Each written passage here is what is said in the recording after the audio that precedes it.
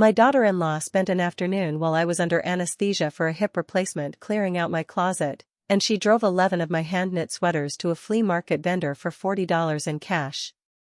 Outdated junk, she told my son. It was taking up space. 3 weeks later, at that same flea market, a woman in a camel coat picked up one of my cardigans off a folding table, turned it inside out, ran her thumb along the inner seam, and went very still. Then she looked up and asked the vendor, "Do you have any idea whose hands made this?" I was standing 4 feet away. And I hadn't said a single word yet.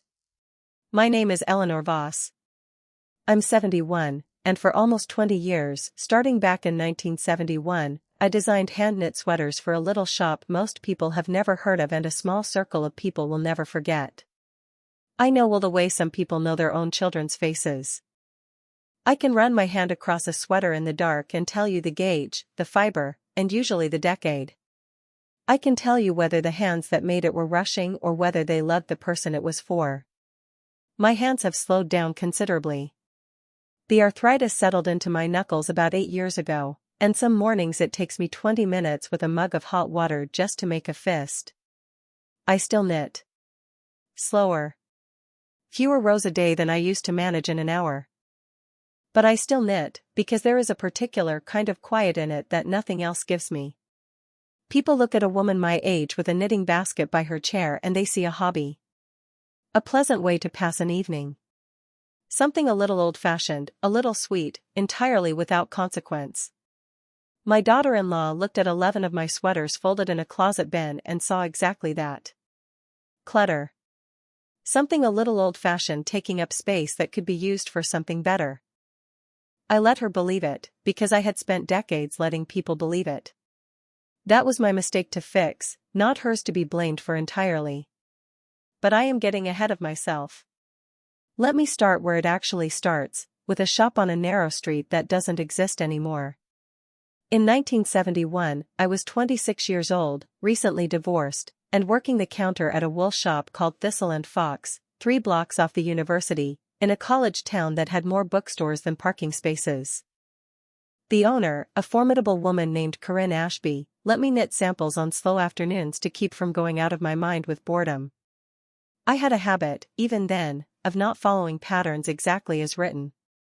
I'd shift a cable half an inch off center. I'd let a lace panel drift and pull asymmetrically instead of marching in a straight line. Corinne noticed before I did. She pinned one of my sample cardigans in the front window, and by that Friday, 3 women had come in asking who'd made it. Within a year, Corinne had me designing the shop's originals.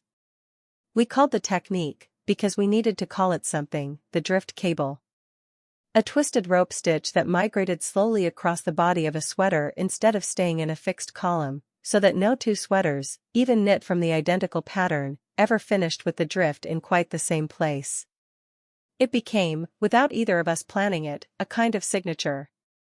You could recognize a Thistle and Fox drift cable piece across a crowded room if you knew what you were looking for. And a small, devoted circle of women did know. I sewed a tiny label into the inside collar of every finished piece. Not the shop's label. Mine. A small woven tag, no bigger than a postage stamp, a fox in silhouette with a single loose thread trailing from its tail. My mark. Corinne let me keep it there even after my patterns outsold hers 3-1, because she said a good shopkeeper knows the difference between what belongs to the shop and what belongs to the hands that made it. In 1979, a magazine called Vogue Knitting ran a 4-page feature on regional independent knitwear designers.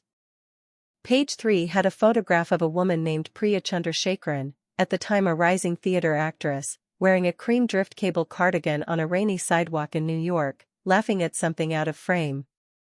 The caption read, "Designer unknown, Thistle and Fox, a small shop with an outsized eye." Designer unknown. Corinne had given the magazine the shop's name and, through some combination of deadline and carelessness, not mine. I was 28. I remember standing in the shop with that magazine in my hands, waiting for someone to ask my name, and no one ever did. I want to be fair to Corinne. She apologized. She meant it.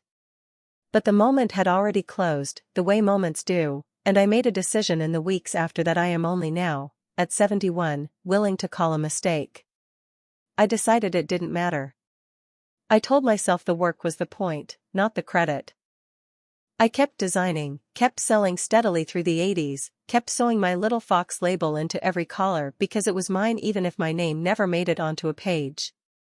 I married again, badly, and then well, the second time to a quiet, patient man named Walter who understood, without my ever fully explaining it, that I needed to be good at something that was entirely my own. Thistle and Fox closed in 1991 when Corinne retired. I kept knitting for family after that, for friends, for the occasional special order that found me by word of mouth. I stopped calling myself a designer. I started calling myself, when anyone asked, just someone who knits. Walter passed 6 years ago. My son Marcus is the only child we had together, and he knows, in the vaguest possible way, that his mother used to sell sweaters at some little shop a long time ago. He does not know about the magazine. He does not know about the label. He does not know that a drift cable cardigan from Thistle and Fox, on the rare occasion one surfaces, is something a certain kind of collector actively hunts for. I never told him, because for 40 years I had trained myself not to think it mattered.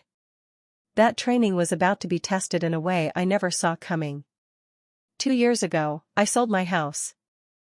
The stairs had become a genuine hazard, and Marcus and his wife Whitney had a finished basement apartment sitting empty in their split level, and it made financial sense for everyone, so I moved in. I brought 4 boxes of sweaters with me. Not all of them mine, not all of them Thistle and Fox pieces.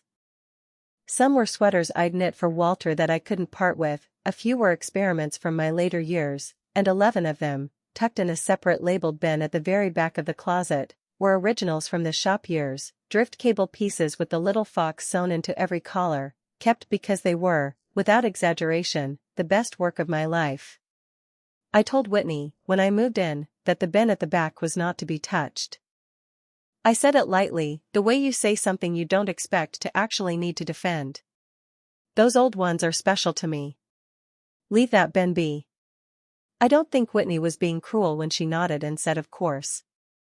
I think she genuinely didn't hear me, the way you don't hear a stranger's name at a party, because it hadn't yet occurred to her that anything of mine could be worth hearing carefully.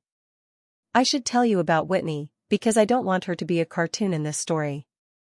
She's 34, sharp, and she runs a homestaging business that does very well. She looks at a room and sees, instantly and correctly, what needs to go so the space can breathe. It's a genuine talent. Her clients love her for it. The trouble is that Whitney had spent 15 years building that and somewhere along the way, it stopped staying inside client houses and started walking through her own. She stages her life the same way she stages a listing. Clean lines. Nothing extra. Nothing that doesn't earn its place by looking good in a photograph. A closet bin of sweaters, some of them 30, 40 years old, none of them photogenic, all of them soft with wear, did not earn its place in Whitney's eye. It read as clutter. It read as an old woman who hadn't updated her taste since the Carter administration. She wasn't wrong that the sweaters were old. She was wrong about everything else. And I should tell you about my son Marcus, because the part of this story that still aches for me isn't Whitney. It's him. Marcus is gentle, funny, and has spent his whole adult life avoiding conflict the way some people avoid heights. He loved his father. He is, in his own quiet way, devoted to me. And he has never once, in 38 years, contradicted his wife in front of another human being. When Whitney reorganizes something of his, he lets it go. When Whitney makes a decision about the house, he nods along even when I can see, if I know to look, that some small part of him disagrees. It is easier. Marcus has always chosen easier. I don't say that with bitterness. I say it because you need to understand it before the hospital, before the flea market, before the phone call that finally cracked him open. Remember that my son was in the house the whole time this happened. Remember that his silence is its own character in this story, the way Kyle's was in another family's story I once heard, the way it always seems to be with gentle men who married decisive women. I fell in March, on a patch of ice by the mailbox, and broke my hip badly enough that the surgeon wanted me in for a full replacement within the week. I was in the hospital 4 days, then a rehabilitation facility for another 10. Marcus visited most days. Whitney visited twice, both times briefly. Both times, I noticed even through the fog of pain medication, looking faintly relieved to be leaving. On the 6th day, while I was still in the rehab facility learning to trust a walker again, Whitney decided the house needed, in her words to Marcus later, a reset. She'd been meaning to do it for months, she said. My hospital stay gave her the uninterrupted stretch of time she needed. She went through the basement apartment, my apartment, room by room. Most of what she did, I want to be fair, was harmless.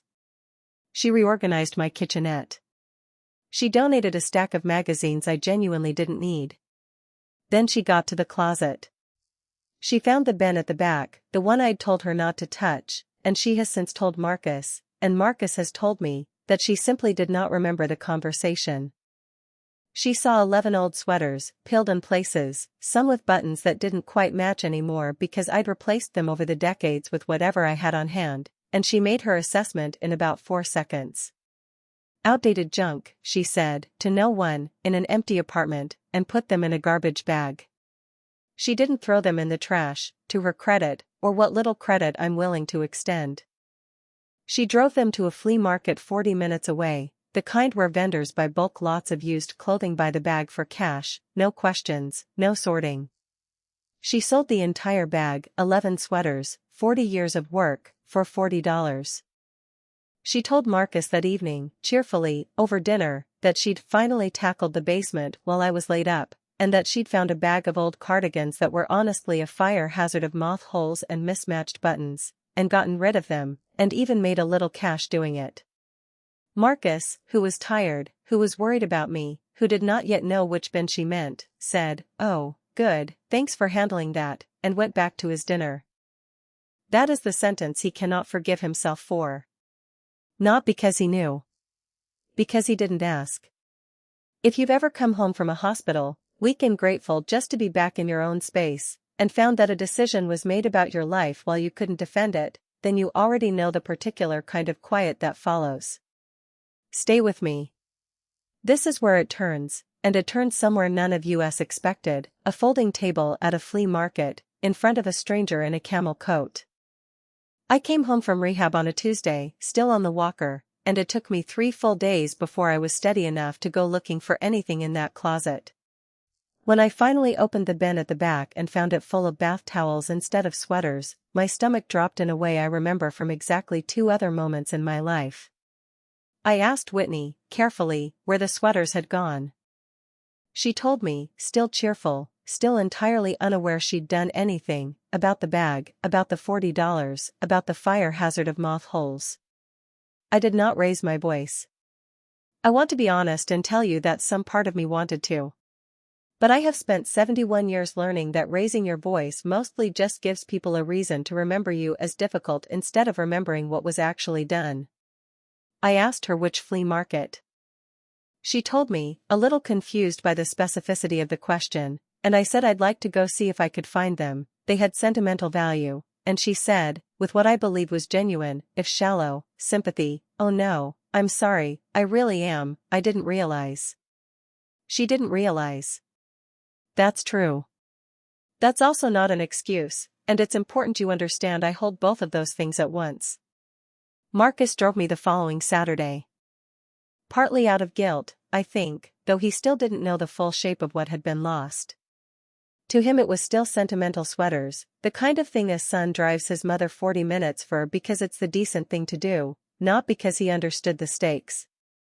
I didn't tell him the stakes either. Old habits. We found the vendor's stall. A man named Pete who ran a used clothing table every 3rd Saturday, the kind of table piled with flannel shirts and mismatched gloves that most people walk right past. He remembered the bag. He'd sold most of it already, he said, cheap, by the piece, over the past 2 weekends. 6 sweaters gone. 5 left. I was going through the remaining 5 with hands that wouldn't stop shaking a little, checking each collar for the small fox label, confirming what I already knew, when a woman in a camel coat at the next table over set down what she was holding and walked toward us. She'd been watching me check the collars. She told me later that's exactly what caught her attention, that a woman my age was inspecting inner seams like she knew precisely what she was looking for. She picked up the cardigan I'd just set down, the pale gray one with the asymmetrical lace panel, turned it inside out without asking, and found the label herself. "Do you have any idea whose hands made this?" she asked Pete, not me. "Not yet." Pete shrugged. "Lady sold me a whole bag." "No idea." And I said, because I couldn't not, mine. The woman turned. Her name, I'd learn within the hour, was Rosalind Kane, and she buys and authenticates vintage knitwear for a small but well-regarded auction house that specializes in 20th century textiles and craft. She spends her weekends exactly like this, at flea markets and estate sales, hunting through bins most people walk past, because that is precisely where the real things hide.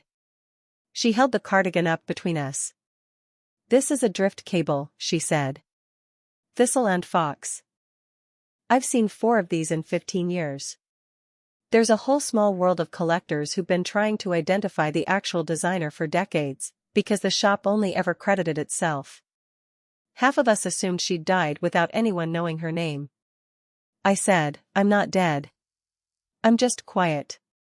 Rosalind laughed, and then she looked at the label again, at the little fox with the loose thread trailing from its tail, and her whole face changed.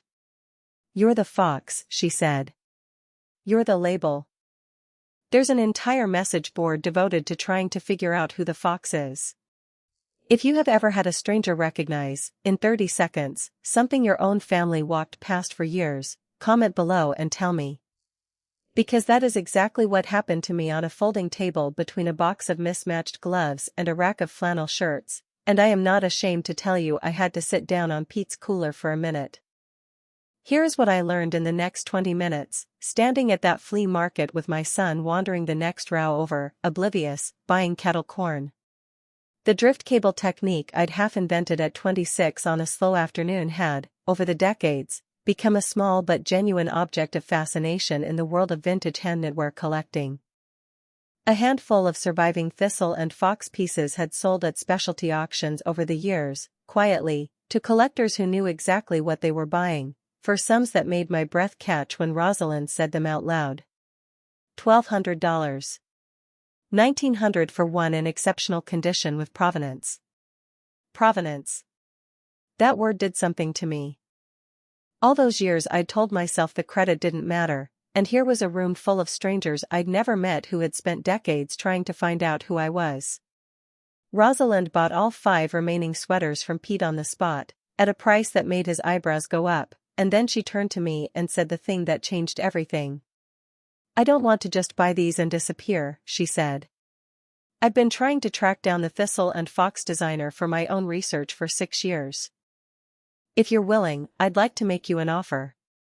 For the sweaters, if you have any more, at fair market value, real fair, not flea market fair.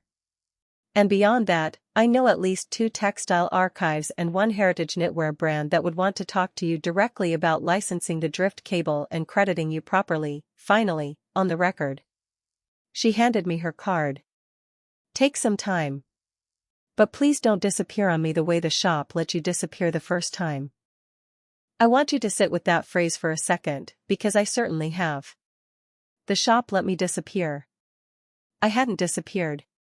I'd been left off a page in 1979 and then spent 40 years quietly agreeing with the omission. Marcus came back from the kettle corn stand right as Rosalind was writing her number on the back of a torn ticket stub for me, and he looked between the 2 of us with the particular confusion of a man who has walked into the middle of a movie. "What's going on?" he asked. And I said, "Marcus, I think we need to talk about the sweaters." That night, at my kitchenette table in the basement apartment, I told my son the whole thing. Thistle and Fox. The drift cable. The magazine that called me Designer Unknown in 1979. The label with the fox and the loose thread.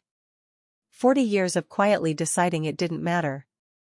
I watched something shift in his face as I talked, the particular expression of a grown man realizing his mother had an entire life before him that he had never once thought to ask about.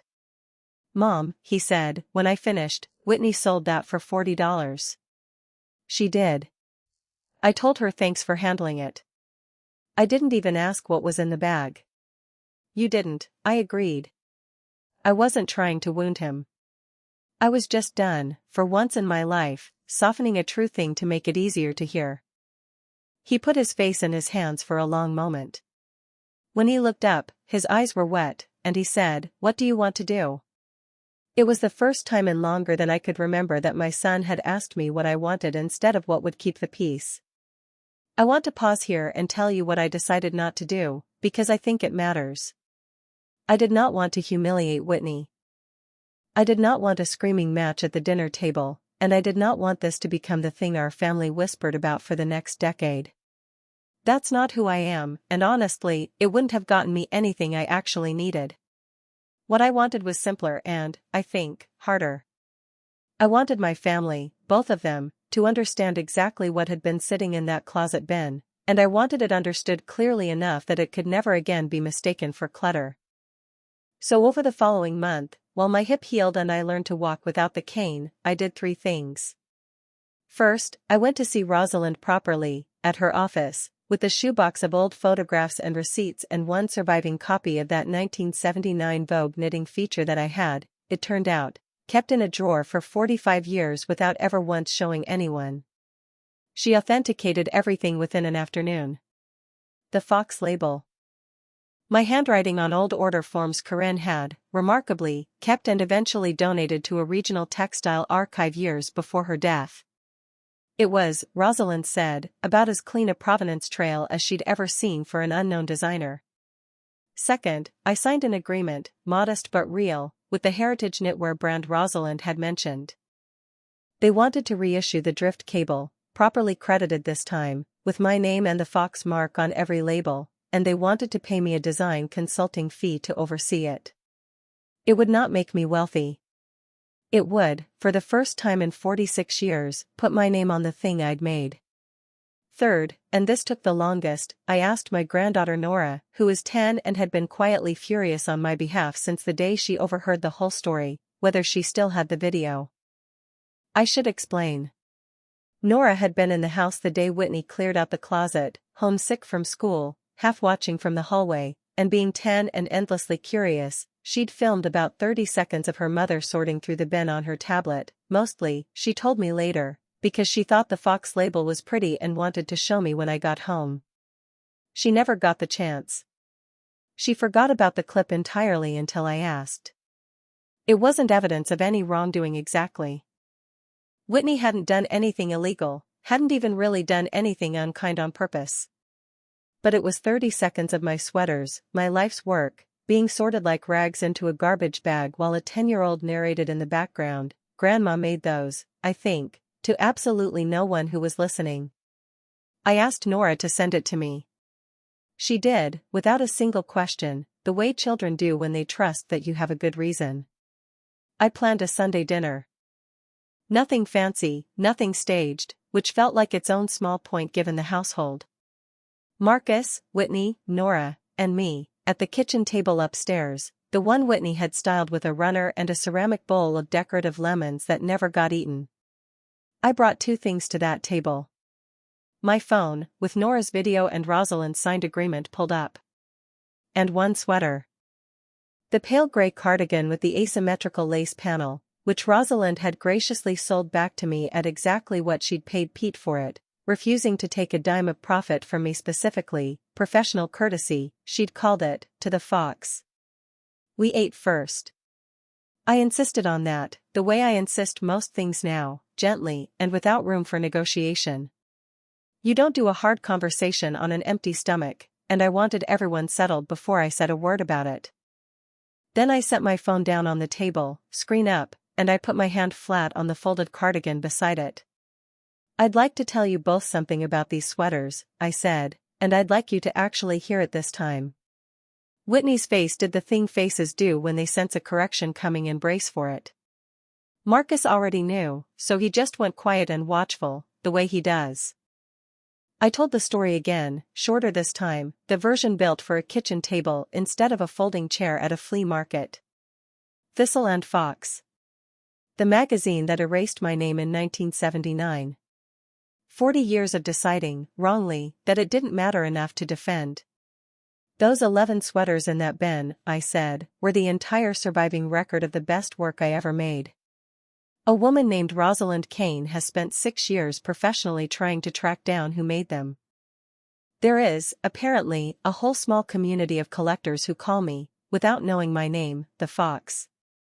I turned the phone around so Whitney could see the screen. Rosalind signed agreement, the licensing fee written in black and white.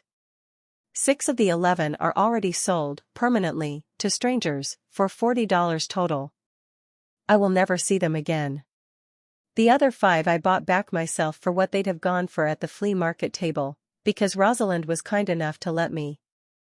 This one, I touched the gray cardigan, took me 6 weeks to knit in 1983. It is, conservatively, worth around $1,500 to the right collector today. I let the number sit in the room the way you let a kettle finish boiling before you pour.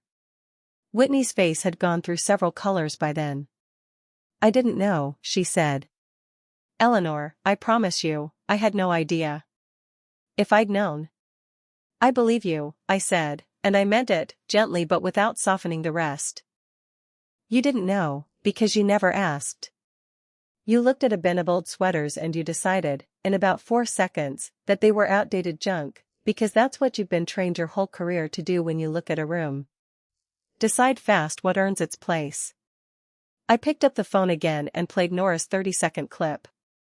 The sound of the closet door.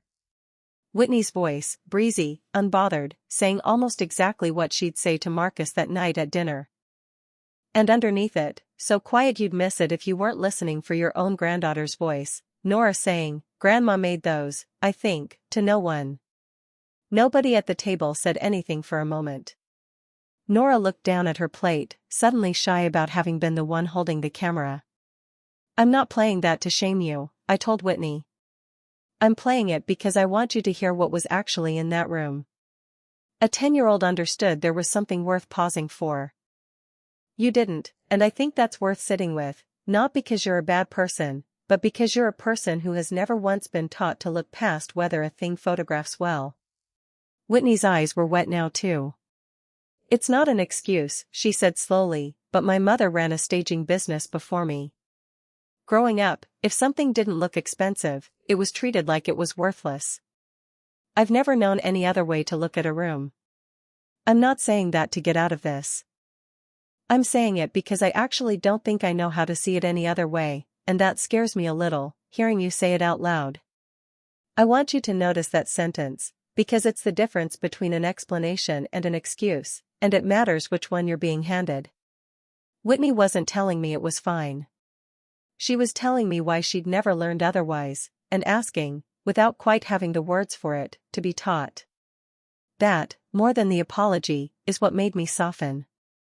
Marcus finally spoke. He'd been quiet through all of it, the way he always is, but this silence was different, and I could see it. I told her thanks for handling it, he said. I didn't ask a single question about what was in that bag. Mom told me the whole story a month ago and I still haven't said the thing I actually need to say.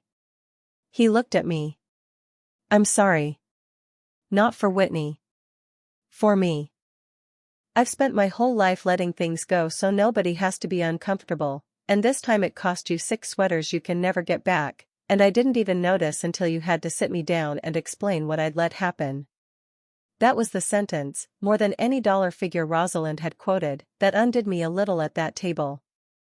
I forgive both of you, I said, and I meant it, but I also want something going forward, and I'd like you to actually hear this as terms, not just a nice sentiment we all agree to and then forget by Christmas.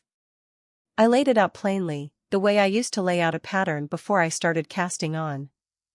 The remaining 5 sweaters, and anything I make going forward, stay exactly where I put them, and nobody touches my closet, my bins, or my workspace without asking me directly, every single time, no exceptions for good intentions. I would be doing the consulting work with the Heritage brand, and I wanted the family, especially Nora, to be part of watching that unfold, because I thought it might do my granddaughter some good to see that the quiet things people make with their hands can turn out to matter enormously, even decades later, even after everyone stopped asking. And Whitney, if she was willing, could sit with me on a Saturday and learn to knit a simple drift cable herself, not because I needed her to love it, but because I've found, at 71, that the fastest way to stop someone from calling a thing junk is to make them build it themselves and feel exactly how long it takes. Whitney said yes before I'd even finished the sentence. Here is how it settled out over the months that followed, because I know you want the full accounting and not just the feeling of the moment. The licensing arrangement with the Heritage brand went through. This spring, the drift cable went back into production for the first time since 1991, every collar carrying a small woven fox with a loose thread trailing from its tail, and beneath it now, for the first time in 46 years, a second small tag, design, Eleanor Voss. Rosalind sold 3 of my other pieces at a specialty textile auction that winter, with my full knowledge and a fair cut of the proceeds, and used the sale, with my permission, to finally close out the message board mystery that had apparently followed me for over a decade. She sent me a screenshot of the thread. Someone had written, "Wait, the fox is alive?" I laughed until I had to sit down. Marcus has gotten better, not perfect, but better, at asking questions before agreeing to things. He caught himself once, a few months later, mid-nod at something Whitney proposed about the garage, and said, out loud, in front of me, "Wait, actually, let me ask a question before I just say okay." Small. But it was new, and I noticed. Whitney and I have our Saturdays now. She is, I will say honestly, not a naturally gifted knitter. Her tension is inconsistent and she drops stitches without noticing for whole rows at a time. But she finished a lopsided little drift cable coaster after 11 weeks, held it up like she'd summited a mountain, and said, "This took forever." I get it now. I actually get it. She kept it. It sits on her staged, photogenic coffee table, the single least photogenic object in the room, on purpose, she told me, so she remembers to ask before she assumes. Nora wants to learn next. She's 10, and her hands are steadier than mine were at her age, and some evenings now she sits at my kitchenette table while I work through a row or two on the good days, and she asks me questions about thistle and fox that I answer slowly, because I find, at 71, that I finally like telling the story. My hands are worse this year than last. Some mornings the arthritis simply wins and the needles sit untouched on the side table. But I'm still working, slower, on a small drift cable cardigan for Nora, with a fox label sewn into the collar, and beneath it a second tag she doesn't know about yet, one that says, simply, for Nora, who was listening when no one else was. Because that's the thing I want you to take from all of this, if you take anything at all. Worth was never about whether a thing looks new. It was never about whether it photographs well on a staged coffee table or fits neatly into someone else's idea of what belongs in a closet. It's about who noticed. Who kept looking, decade after decade, at something everyone else walked past. A stranger in a camel coat noticed, at a folding table, between a box of gloves and a rack of flannel shirts, because she'd spent 6 years training herself to look for exactly the thing everyone else calls junk. I hope you'll do the same, with the people and the quiet, unglamorous things in your own life. Look twice before you decide something has stopped mattering. Because sometimes the outdated junk in the back of the closet is the only proof, in the whole world, of who someone really was, and what they built with their own 2 hands while nobody was watching closely enough to ask.